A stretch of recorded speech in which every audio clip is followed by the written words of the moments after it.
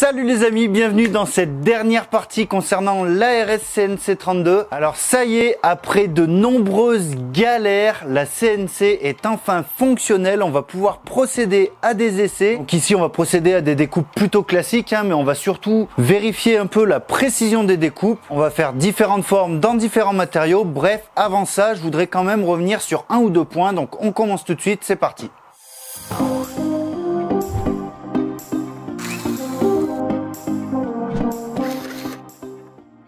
Alors avant toute chose, sachez que j'ai vécu pas mal de mésaventures lors de la fabrication de cette CNC, surtout au niveau de l'électronique et de la programmation des différentes cartes. Mais heureusement, grâce au forum dédié à la RS CNC et plus particulièrement à Gilles qui m'a donné énormément d'indications et d'explications, il a passé vraiment 48 heures à m'expliquer des choses, à me faire des tests, ce qui aura enfin permis d'arriver au bout de ce projet. Donc encore un grand merci à toi Gilles, mais aussi à tous les autres membres du forum. Alors qu'en est-il de ces problèmes rencontrés? La majorité viennent de moi. Je n'étais pas forcément toujours concentré, notamment lors des branchements du circuit électronique, ce qui m'a coûté quelques erreurs de branchement. Donc déjà ça a été une des premières choses. Si vous faites cette CNC, assurez-vous d'avoir le temps et de ne pas être pressé. Voilà, moi dans l'idée je voulais sortir une série de vidéos sur cette CNC, donc il fallait que de semaine en semaine les choses avancent et ce de manière convenable, et clairement c'était pas le bon calcul. Ça m'a fait faire des conneries, ça m'a provoqué un peu de stress, il y a des moments j'avais envie de tout balancer, enfin bref voilà, c'était vraiment pas une bonne chose. Donc vraiment si vous vous lancez dans ce genre de projet, ce n'est pas du tout insurmontable, Moi d'ailleurs je n'avais aucune connaissance là-dedans et j'y suis arrivé, donc soyez-en convaincus, c'est vraiment ouvert à tous. Par contre je le répète, prenez le temps, ne vous dites pas je vais commencer ça aujourd'hui et je finirai dans 2 semaines. C'est pas vrai, prenez le temps de faire les choses et ça se passera très bien. Le second problème que j'ai rencontré, c'est au niveau des écrans. Vous l'avez vu la semaine dernière, j'ai cassé un premier écran.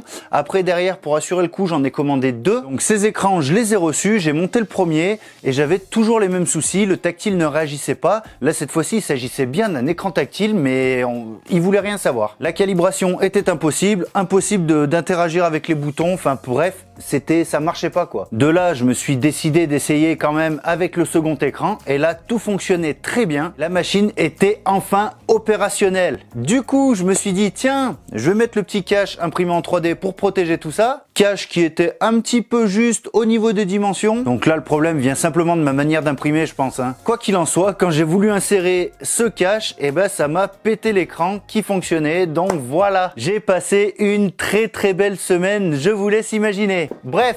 Aujourd'hui, au moment où je vous parle, tout est ok, donc on va pouvoir procéder à quelques tests. Pour ça, j'ai décidé d'utiliser Fusion 360. Il faut savoir que de base, il vous faudra 2 logiciels pour procéder à des usinages CNC. Un logiciel dit CAO pour la conception de vos pièces en 3D et un second logiciel, le FAO, qui lui va vous permettre de donner les instructions à la machine pour qu'elle procède justement aux usinages. L'avantage de Fusion 360, c'est qu'il permet les deux et en plus de ça, il est utilisable aussi en impression 3D. Donc vous le savez, moi j'imprime pas mal en 3D. Je ne m'étais jamais encore penché sur Fusion 360. J'utilisais Tinkercad jusqu'à aujourd'hui et je me dis que de gérer un petit peu Fusion 360 pour la CNC, ça me permettra peut-être de m'y pencher un peu plus pour l'impression 3D. Vous l'aurez compris, il s'agit donc de mes premiers pas sur Fusion 360 et je vais pas pouvoir aborder le sujet de manière optimale. Par contre, je vais vous partager une chaîne qui m'a beaucoup aidé pour commencer et il s'agit de, attention, Create for Curiosity. Bref, voilà, bon, le nom de chaîne est un nom anglais, mais par contre, la personne est française. Donc, merci à lui pour toutes ces explications. Et si vous voulez en savoir un peu plus, je vous mets le lien dans la description. Pour ce premier usinage, et afin de ne pas faire de bêtises, je me suis vraiment inspiré de sa vidéo pour créer un genre de fond de boîte. Donc, la mienne sera rectangulaire. Je vais la faire dans du mélaminé. Alors, c'est pas la meilleure matière pour ça, mais j'en ai, donc autant l'utiliser. Je lance ça tout de suite sur la CNC et on se retrouve tout de suite après pour faire le point.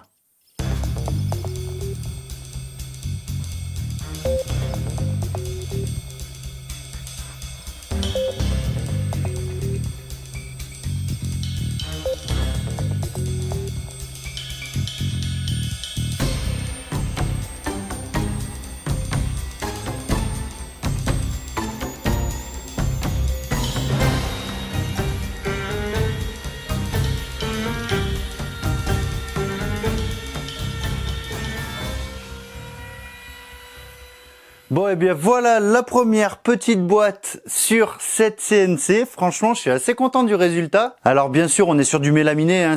C'est une matière qui est pleine de colle, donc ça a un peu fumé, ça a un peu brûlé. J'ai bien essayé durant l'usinage de régler ma molette pour faire varier la vitesse d'usinage, mais ça n'a rien changé. Bref, je vais vous montrer ça d'un peu plus près. Donc voilà un peu le résultat. Donc c'est franchement plutôt propre, hein. Bien sûr, après comme je le dis, on reste sur du mélaminé, donc c'est pas non plus la matière la plus optimale pour ce genre de test.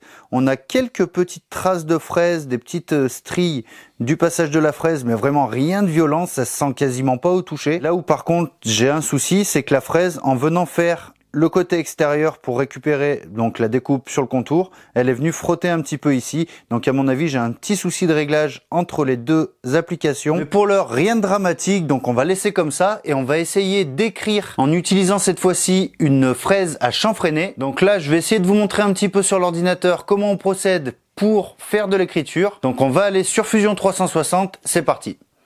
Alors nous voici sur l'écran d'accueil de Fusion 360 et on va commencer par créer une nouvelle esquisse, ce qui va nous permettre de venir choisir le plan sur lequel nous allons souhaiter usiner. Alors pour être sûr de ne pas se tromper, fiez-vous aux axes X, Y et Z, ils doivent être dans le même sens que votre machine évidemment. Afin d'avoir une surface de référence, on va créer un petit rectangle. Donc le rectangle là sert vraiment pour venir y intégrer le texte, hein. Celui-ci ne sera pas usiné, on va juste se contenter d'écrire, mais on aura besoin de ce rectangle pour avoir la surface de référence à usiner. Et lorsque la surface est définie, on va venir y ajouter du volume. Donc on termine l'esquisse en cours et on va venir la sélectionner en y ajoutant du volume tout simplement avec le bouton disponible dans la barre d'outils et on va le mettre à l'épaisseur de notre planche de bois que l'on va venir usiner.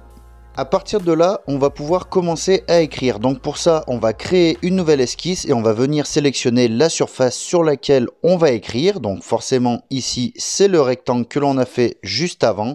Et on va venir choisir l'option texte. Alors de là, on a une fenêtre qui s'ouvre et on va venir définir notre zone de texte. Donc forcément, elle devrait être sur le rectangle préalablement défini.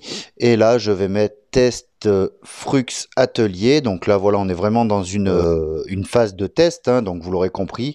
Alors ici on va venir centrer. Voilà, il y a plusieurs options disponibles, je vais pas rentrer dans les détails, on va simplement se contenter de choisir la taille du texte et on va ensuite pouvoir venir terminer l'esquisse. Ceci étant fait, pour de l'écriture, on va pas avoir besoin de régler la profondeur du texte, tout simplement parce que c'est la fraise qui va venir définir sa profondeur en fonction de la largeur du texte, hein. Donc en fait c'est simple, au plus la fraise va descendre, au plus elle va couper large, donc en gros elle va se régler automatiquement en fonction de l'épaisseur de la police. Vous l'avez donc vu juste avant, je suis parti dans l'onglet fabriquer, ce qui m'a ouvert toute une autre palette d'outils. Et là, je vais justement sélectionner la fraise que j'ai préalablement enregistrée. Donc elle est ici, c'est une fraise à chanfreiner à 90 degrés avec un diamètre de 12 mm. Donc pour en être sûr, vous voyez que quand on vient cliquer dessus, il y a un petit schéma qui apparaît. Donc voilà, on a bien la bonne fraise.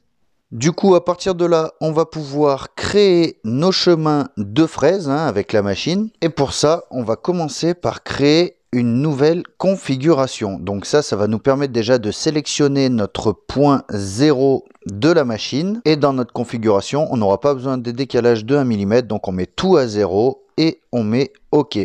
Donc je reviens 2 secondes sur le point 0. Donc généralement, celui-ci est placé dans le coin inférieur gauche de la pièce à usiner. Donc de là, on va venir retourner dans 2D et on va sélectionner l'option graver en creux qui est simplement l'option utilisée pour l'écriture. Donc vous l'avez vu, hein, il y a des petits dessins, c'est vraiment très facile d'utilisation. Donc là, on peut sélectionner notre texte et on va venir rechercher la fraise qu'on a préalablement enregistrée. Donc c'est ici et voilà, donc comme tout à l'heure, on va venir cliquer sur la fraise à chanfrein de 12 mm avec un angle de 90 degrés. Voilà, donc on peut la prendre. Et maintenant, on va avoir les valeurs que vous aurez rentré par défaut à la création de l'outil. Et voilà, là on va pouvoir ensuite voir le chemin de la fraise. Là, il y a quelques étapes qui ne sont pas forcément importantes. Je navigue juste dans les onglets pour vous montrer un petit peu. Mais là, c'est vrai que pour de l'écriture, c'est pas des réglages qui vont être importants. Donc on va laisser les valeurs par défaut. Ceci étant fait, vous voyez que la couleur de mon bloc a changé. Et là, on va pouvoir venir cliquer droit sur la configuration de texte. Et on va pouvoir ensuite simuler le passage de la fraise pour voir l'usinage, voir si tout se passe correctement. A noter qu'au départ, je voulais procéder à cet usinage avec ma fraise droite, mais le logiciel ne la reconnaissant pas comme une fraise à écrire, ça n'a tout simplement pas été possible et je m'en suis rendu compte justement au moment de cette simulation. Ensuite, pour aller plus loin, si vous le souhaitez, vous pouvez aller dans l'onglet Statistiques. Celui-ci vous donnera approximativement la durée d'usinage demandée pour cette étape. Toutes les étapes d'usinage sont maintenant OK. Donc là maintenant on va refaire clic droit sur notre configuration actuelle pour aller créer le fichier de commande pour notre CNC. Donc moi ma CNC marche en GRBL. Je viens donc le sélectionner dans la liste, mais comme vous pouvez le voir, il y en a tout un tas d'autres, donc vous trouverez certainement votre bonheur. Ceci étant fait, on valide et on va pouvoir enregistrer notre fichier sur notre ordinateur pour ensuite le mettre sur notre carte mémoire. Ceci étant fait, ça va vous ouvrir une nouvelle fenêtre qui va contenir tous les codes de commande. Donc là, si vous êtes assez calé, vous pourrez vérifier s'il n'y a pas d'erreur. Mais bref, pour moi, c'est peu important aujourd'hui. Bref, ça y est, tout est en place. On va pouvoir procéder à l'essai sur la machine. Donc on se retrouve tout de suite à l'atelier. Alors ça y est, j'ai tout mis en place, la carte mémoire est dans la machine, j'ai réglé ma machine sur le point 0, donc c'est le point en bas à gauche qu'on avait défini sur le logiciel. Donc là j'ai réglé de manière à ce que je puisse y passer une feuille de papier pour pas que la fraise vienne frotter lorsqu'elle est en position haute pour se déplacer ou quoi que ce soit. Et d'ailleurs, je pense que c'est dû à une mauvaise fixation de la pièce sur mon premier essai qui a fait que la fraise est venue refrotter. J'avais fixé la planche que d'un côté, la plaque de mélaminé. Donc en fait, en usinant, elle a dû se relever, je pense, et c'est ça qui a créé cette petite trace. Bref, on va faire un essai là, on met tout ça en route, c'est parti.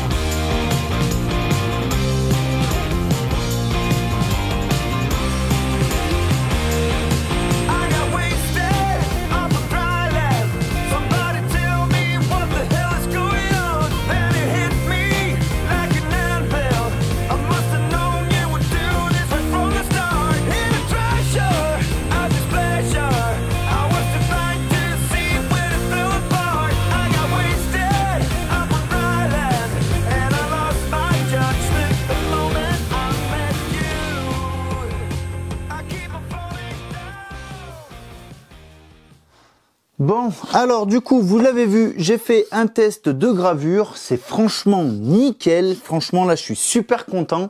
Par contre là où j'ai rencontré un petit problème, c'est au niveau des découpes, là donc j'ai voulu faire un carré et un cercle, respectivement de 100 mm chacun, et je rencontre un petit souci avec le point d'origine, donc le point où la fraise va venir s'arrêter après usinage. Donc ça, je pense que c'est pas grand chose, je vais vite trouver comment régler ce problème. Mais bref, pour aujourd'hui, on n'en est pas là. L'important, ça va être de voir si les côtes sont exactes par rapport à ce que j'ai rentré sur mon ordinateur. Alors avant de pouvoir mesurer, je vais devoir couper tous les petits onglets qui ont été laissés par la machine, donc pour tenir la pièce sur la partie à découper. Le but c'est pas que la pièce elle se déplace n'importe où. Donc là j'y avais réglé pour que ça fasse 1 mm d'épaisseur en gros, ou 1 mm 5. Bref, c'est tous des paramètres que vous pouvez régler, ça c'est pas un souci. Donc là normalement, voilà, ça va s'enlever tout simplement. Donc là j'ai plus qu'à venir égaliser les petits bouts, donc ça je vais le faire hors caméra et on se retrouve tout de suite pour prendre la mesure au pied à coulisses. Bon voilà, j'ai nettoyé mes pièces, je vais essayer de vous montrer ça au mieux. J'ai pas encore mesuré, on va faire ça ensemble. Alors ici j'ai 99,54, sur la face opposée j'ai 99,62 et sur les autres faces 99,73 et ici 99,67. Alors pour le cercle, on est à, là ça va être un peu plus compliqué, grosso modo, 99,55, j'ai essayé de tourner. 99,62, 99,50, 99,77, 99,80, 99,75. Écoutez, ça m'a l'air pas si dégueulasse que ça, 99,57. Bon alors clairement, on va pas se mentir, pour une machine fait maison, c'est franchement satisfaisant. Je suis à un peu moins de 5 dixièmes inférieur au niveau de la découpe, mais ça peut venir aussi du ponçage que j'ai effectué pour enlever les petits onglets. Sinon pour le reste, grosso modo, j'ai au maximum 3 dixièmes d'écart entre les valeurs, donc c'est franchement acceptable. Du moins, moi, je m'en contenterai. Bref, par la suite, je pense que je vais procéder peut-être à une planification de la surface. Je vais donc certainement me procurer une fraise à surfacer pour ce faire. Mais avant ça, je vais placer la machine à son emplacement définitif. Ça sert à rien de surfacer le plateau si après en la bougeant, ça vient à retravailler un petit peu. Donc voilà, je ferai ça vraiment quand la machine sera à son emplacement définitif. Il va me rester bien sûr à cacher tout le système électronique. Donc là, vous m'avez conseillé de le ventiler. C'est une chose que je vais faire aussi. Pour le reste, on va refaire un projet de A à Z la semaine prochaine avec la CNC. Mais après ça, je pense que je vais pas vous embêter plus que ça avec ce matériel. Le but, c'est pas de devenir une chaîne 100% CNC. C'est juste que là, voilà, faut comprendre que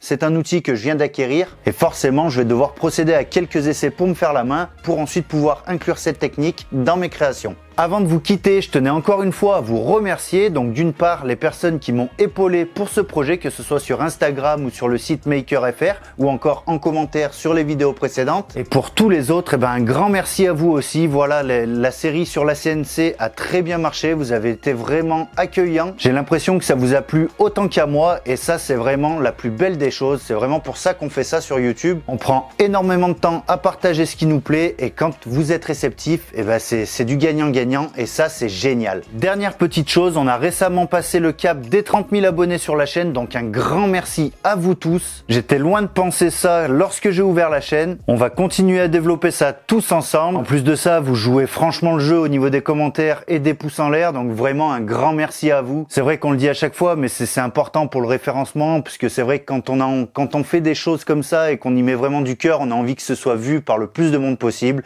Et les pouces bleus et les commentaires rendent ça possible. En fait, ça permet d'avoir une meilleure visibilité. Et bien sûr, vous le savez, je prends quand même un point d'honneur à vous répondre. Le tout, c'est pas juste de mettre des commentaires et que ça reste dans l'oubli. Donc, tant que je peux le faire, je continue à vous répondre. Alors, n'hésitez pas. Et en attendant la semaine prochaine, n'oubliez pas que le meilleur résultat est celui qui vous convient. Et encore un grand merci à vous. Bisous.